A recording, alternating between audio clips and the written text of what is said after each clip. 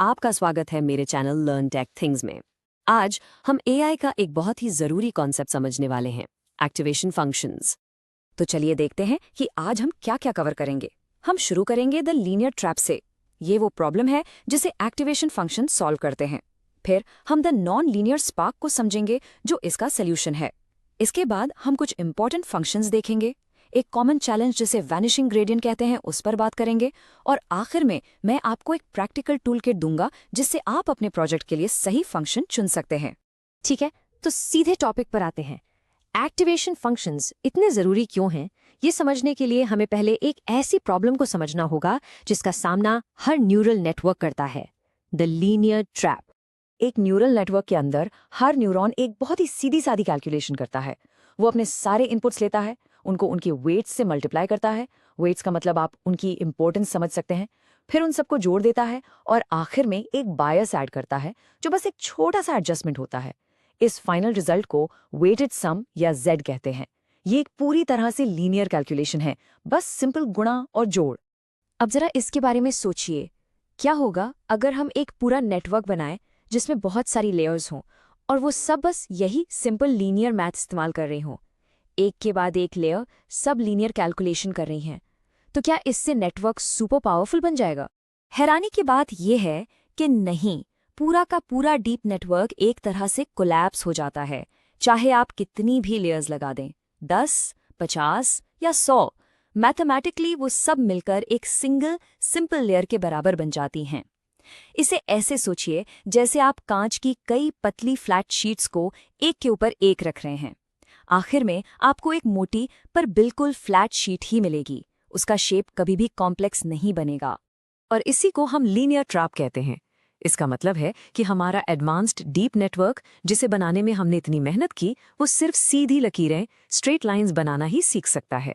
वो एक simple linear regression model जितना बेसिक बन जाता है।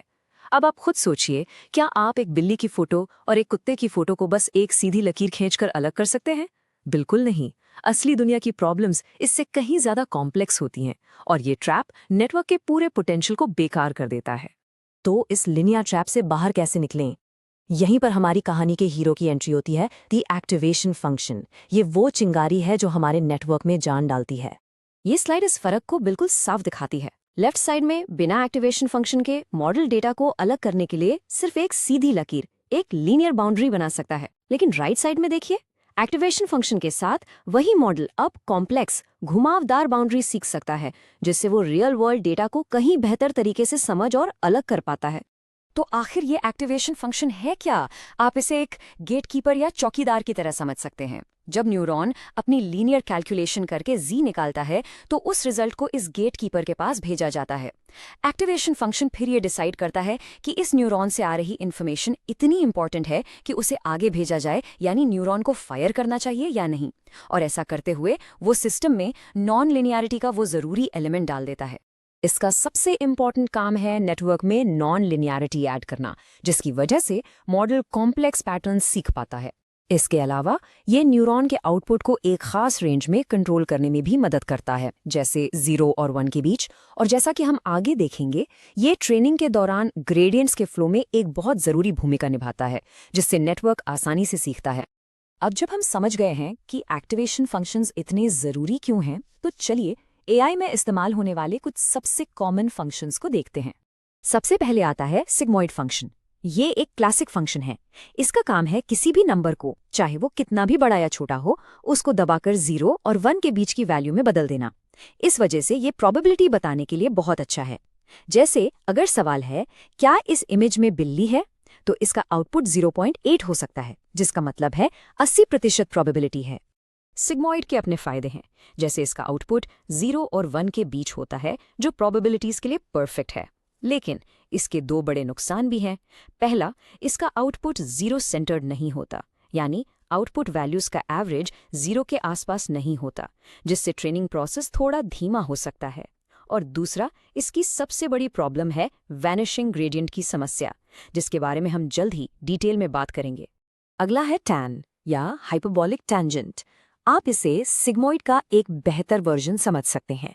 ये भी वैल्यूज को दबाता है, लेकिन 0 और 1 के बीच लाने के बजाय ये उन्हें -1 और 1 के बीच ले आता है।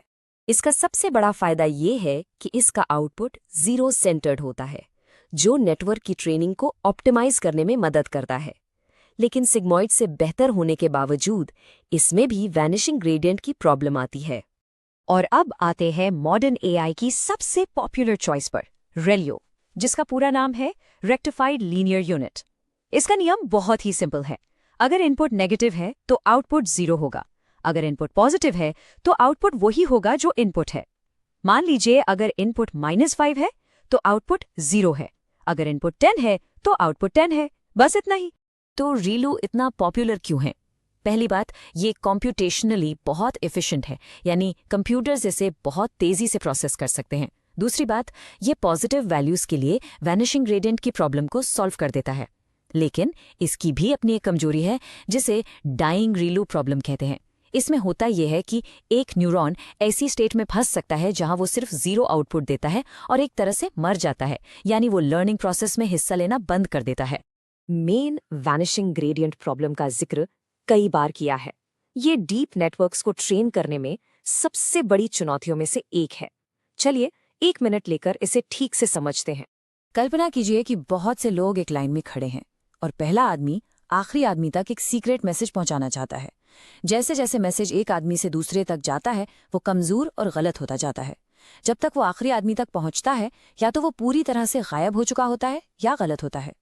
एक न्यूरल नेटवर्क में भी आखिरी लेयर्स से शुरू की लेयर्स तक पीछे जाने वाला लर्निंग सिग्नल इसी तरह कमजोर हो सकता है जब तक कि वो वैनिश यानी गायब ना हो जाए। तो ये होता क्यों है? ट्रेनिंग के दौरान बैक प्रोपगेशन नाम का एक प्रोसेस शुरू के लेयर्स को ये बताने के लिए पीछे की तरफ इन्फॉर्मेशन भेजता है कि उन्होंने क्या गलतियां की हैं। ये इन्फॉर्मेशन ग्रेडियंट के जरिए जाती है। सिग्मॉइड और टैन जैसे फंक्शंस के लिए उनका डेरिवेटिव यानी उनके बदलने की दर हमेशा एक छोटा नंबर होता है, 1 से कम। जब आप इन छोटे नंबर्स को बार बार लेयर बाय लेयर आपस में मल्टीप्लाई करते हैं तो रिजल्ट बहुत ही छोटा, लगभग 0 हो जाता है। नतीजा ये होता है कि शुरू की लेयर्स तक कोई अहम सिग्नल नहीं पहुंचता और वो सीखना बंद कर देती हैं। रेलियो इस प्रॉब्लम को सॉल्व करने में मदद करता है, क्योंकि पॉजिटिव साइड पर इसका डेरिवेटिव ठीक 1 होता है, इसलिए सिग्नल कमजोर नहीं पड़ता।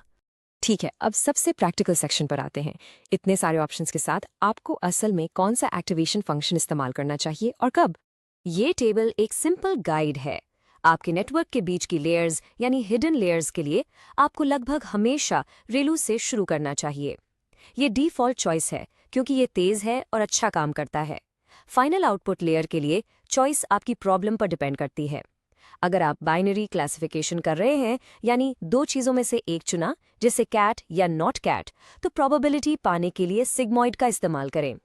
अगर आप मल्टी क्लासिफिकेशन कर रहे हैं, यानी कैट, डॉग या बर्ड में से चुनना, तो सॉफ्टमैक्स का इस्तेमाल करें, जो हर क्लास के लिए प्रोबेबिलिटी देता है। और आखिर में अगर आप रिग्रेशन कर रहे हैं, यानी एक कंटिन्यूस वैल्यू प्रिडिक्ट करना, जैसे घर की कीमत, तो आप कोई एक्टिवेशन फंक्शन इस्तेमाल नहीं करते, जिसे लीनियर आउटपुट कहते हैं। चलिए देखते हैं कि ये कोड में कैसा दिखता है। टेंसरफ्लो जैसे फ्रेमवर्क में इसे इम्प्लीमेंट करना बहुत आसान है। स्टेप 1 में आप ज़रूरी लाइब्रेरीज इंपोर्ट करते हैं।